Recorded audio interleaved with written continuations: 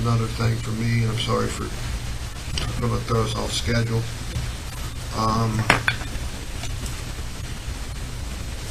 But for this one, I'm going to come up front and discuss this.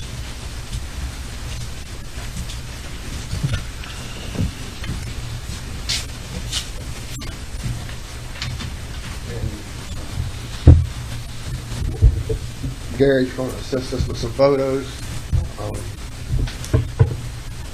I was, sometimes being the president of county council, you get some requests from citizens of Berkeley County, and I was approached early on this, actually over the weekend when I was in Pocahontas County, of helping out a family that was wanting to have a fundraiser or this individual was wanting to have a fundraiser to support the parents of Liam White. Liam he would be 5 on Monday. Liam was born in Ruby Memorial Hospital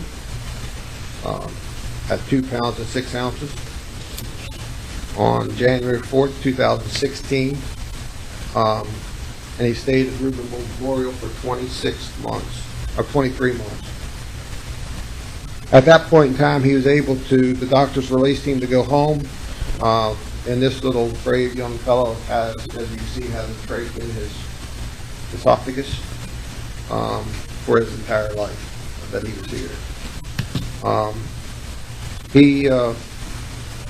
So he was on a ventilator. Kevin that sent me an initial email said it was not uncommon to see him out playing just like any other child in the yard, except he would carry around his ventilator on a wagon. They reached out for me to reach out to each and every one of you. There's a fundraiser going on at Chick-fil-A Monday night from 5 till 9, which he would have been 5 years old that day. Unfortunately, he passed on January 20th, 2019 at Ruby Memorial Hospital, and he was a typical child, other than his health issues. On the day before, he didn't wake up. Walking around the kitchen as I watched the video last night because I visited the parents. Spent probably an hour and a half with him last night. Some friends, newfound friends that were brought together because of the passing of Liam. And the one thing that I'll say that the father told me repetitively last night, and something that we say here all the time, is, boy, is Berkeley County, West Virginia, a wonderful place to live. We had so many people come to Liam's funeral that we never even knew. And now they're friends, making t-shirts up for fundraisers, reaching out to the county council for support, taking jars around to small businesses for donations to help the family with funeral arrangements and medical bills.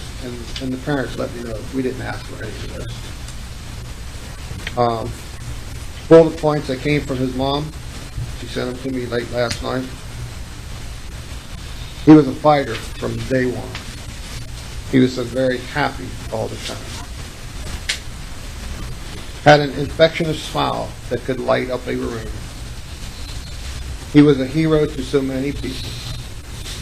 He always made people look at the brighter side of the thing. He made mine and his father's world light up. He was the definition of the phrase, never give up. He brought so many people together just by being who he is. In this time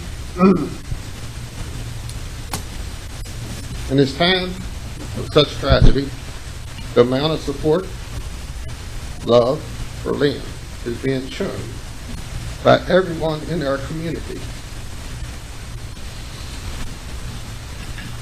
He was so smart and could figure out anything once he set his mind to it. He loved to give hugs. His favorite thing in the whole world were his blankets and boxes. His dad explained he bought a $450 ride-on battery-operated car. He didn't like the car, but he enjoyed the box that came with it. He loved the simple things in life. Everything would make him smile. But the one thing that the parents wanted to emphasize more than anything is the mom said that Liam had quietly didn't wake up from his sleep one morning. I'm sure she called EMS,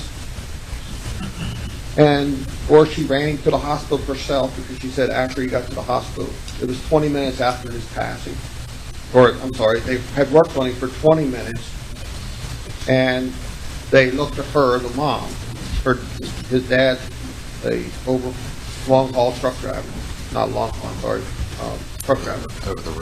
Over the road, back every day. She said, no, I can't make this decision without asking his father. Amazingly, 2 minutes later, they had a heartbeat. 22 minutes after.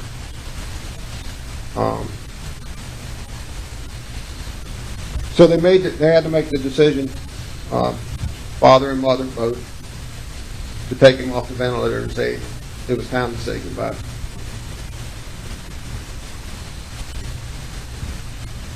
But then the doctors walked in the room and said, his kidneys are still good. That's the only portion of his body that felt was still good. And supposing there's 2 children about his age who was looking for a kidney transplant. So the parents turned around and had another difficult decision. Do we pull him off the ventilator today, or do we keep him for another day so he can donate his kidneys?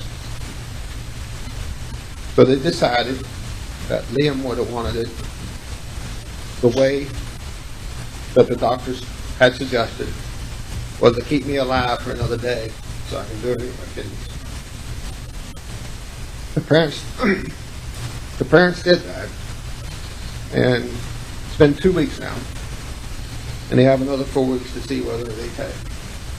So the mom wanted me to emphasize how much it means to them that he was able to give his kidneys away to give life. And my thing is, this young man brought a lot of life. Changes our perspective when we as parents see something like this happen. It changes what's important to us in life. It makes us a better person, because now we know that the things that as the father said, when you're sitting in traffic and traffic is bad and you can't move, or the every light that you drive by is a red light, you got to stop. He said that's no longer important.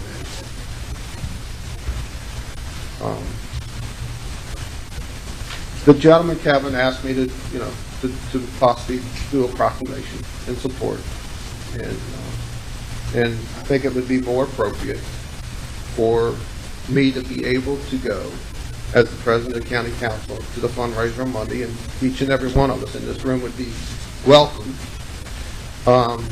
and give the support of Doug Copenhaver for the county council, and I think that would be a more appropriate fit. But if I was to do a proclamation, it would be based on inspiration. What has this young Liam given us to inspire us to live life like there's no tomorrow? Give people hope and laughter, and most of all, continue to give life even though we're not living. Thank you.